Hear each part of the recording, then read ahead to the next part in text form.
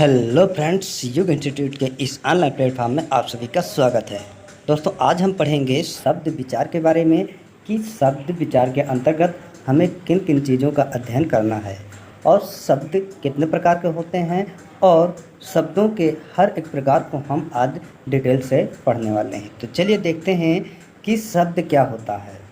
अगर शब्द की बात करें तो वर्णों के सार्थक ध्वनि समूह को ही हम क्या कहते हैं? शब्द कहते हैं। अब सार्थक ध्वनि से क्या तात्पर्य है? कहने का मतलब है कि वर्णों का एक ऐसा समूह जो अपना अर्थ प्रदान करे, हम उसे ही शब्द कहते हैं। जैसे अगर हम कहें का, मा और ला, तो इसमें देखिए एक का वर्ण हो गया, एक मा वर्ण हो गया, एक ला वर्ण हो गया। अब इनका समूह ही शब्द कहलाएगा। और कब शब्द कहलाएगा? यदि इसका कोई अर्थ निकल रहा है तभी हम कहेंगे कि ये शब्द है, वरना ये शब्द नहीं है।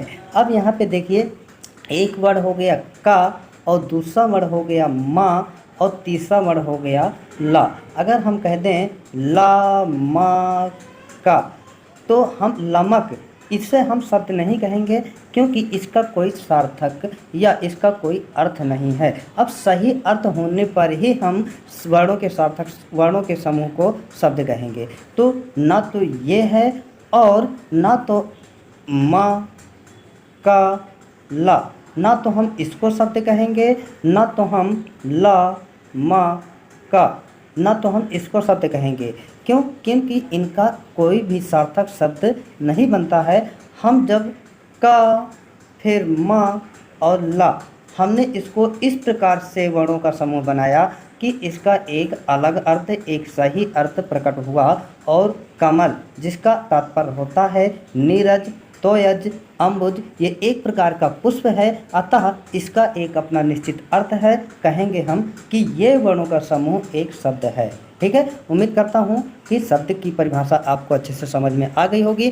तो चलिए देखते हैं कि कभी कभी हम किसी शब्द को पद कहते हैं, तो कोई भी शब्द पद कब कहलाता है। ठीक है, तो चलिए देखते हैं कि हम शब्दों को पद कब कहते हैं और उसे शब्द कब कहते हैं। ठीक है, चलिए पद। अब पद में जब कोई वर्ण समूह अकेला ही प्रयुक्त होता है तब वो शब्द कहलाता है, परंतु जब किसी वर्ण समूह का वाक्य में प्रयोग कर दिया जाता है एवं समूहों से वह अपना संबंध स्थापित कर लेता है तब वह पद कहलाता है। जैसे पुस्तक। अब पुस्तक एक शब्द है, परंतु अगर कह दिया जाए राम पुस्तक पढ़ता है, तो इसमें प्रत्येक शब्द, चाहे राम हो, चाहे पुस्तक हो, चाहे पढ़ता हो, सभी क्या कहलाएंगे? पद कहलाएंगे, है ना। जैसे अगर कह दिया जाए मोहन स्कूल जाता है, ठीक है, मैंने लिखा यहाँ पे मोहन स्कूल जाता है। ठीक है, अब यहाँ पे देखिए मोहन क्या है तो एक शब्द। अगर हम इसको एक वाक्य से हटा करके एक अलग प्रकार से प्रयोग करेंगे, ठीक है, तो इसको कहेंगे शब्द। परंतु जब हम वाक्य में इसे प्रयोग कर देते हैं तो इसके प्रत्येक शब्द क्या कहलाने लगते हैं? पद कहलाने लगते हैं। ठीक है, अब हम देखेंगे कि शब्दों के वर्गीकरण। शब्दों के वर्गीकरण में कितने शब्दों के प्रकार होते हैं?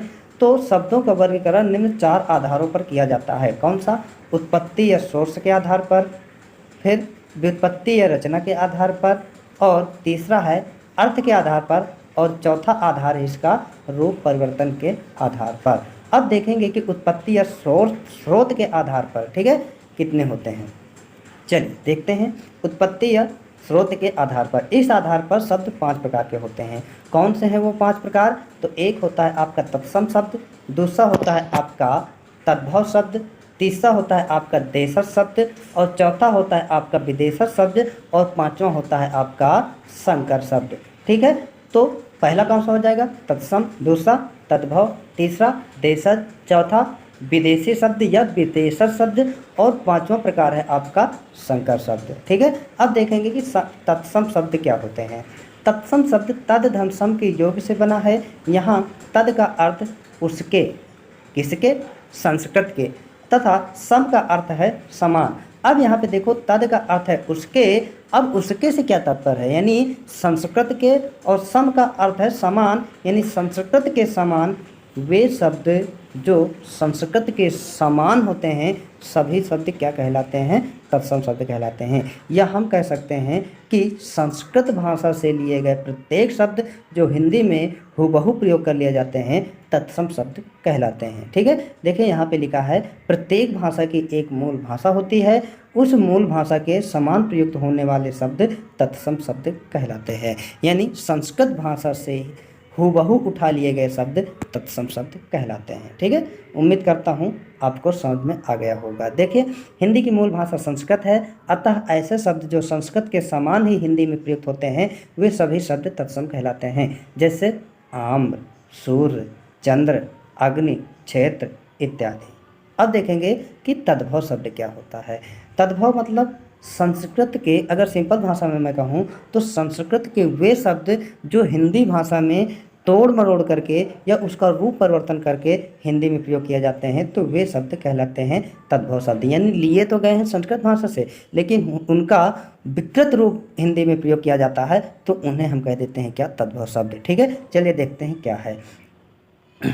तद्भव शब्द तद धन भाव के योग से बना है। यहाँ तद का अर्थ है उससे, भाव का अर्थ है उससे अर्थ उत्पन्न होने वाला, अर्थात ऐसे शब्द जो अपनी मूल भाषा संस्कृत से उत्पन्न होते हैं किंतु भाषा विकास के कारण आज उनके उच्चारण में अंतर आ गया है, वे सभी शब्द तत्सम शब्द कहलाते हैं। जैसे आम्र का हम आम प्रयोग करते हैं, सूर्य का सूरज प्रयोग करते हैं, चंद्र का चांद प्रयोग करते हैं, अग्नि का आग कहते हैं, क्षेत्र को खेत कहते हैं। इस प्रकार से तत्सम के ही बदले हुए रूप को हम हिंदी भाषा में क्या बोलते हैं? तद्भव कहते हैं। ठीक है दोस्तों, तो आज इतना ही।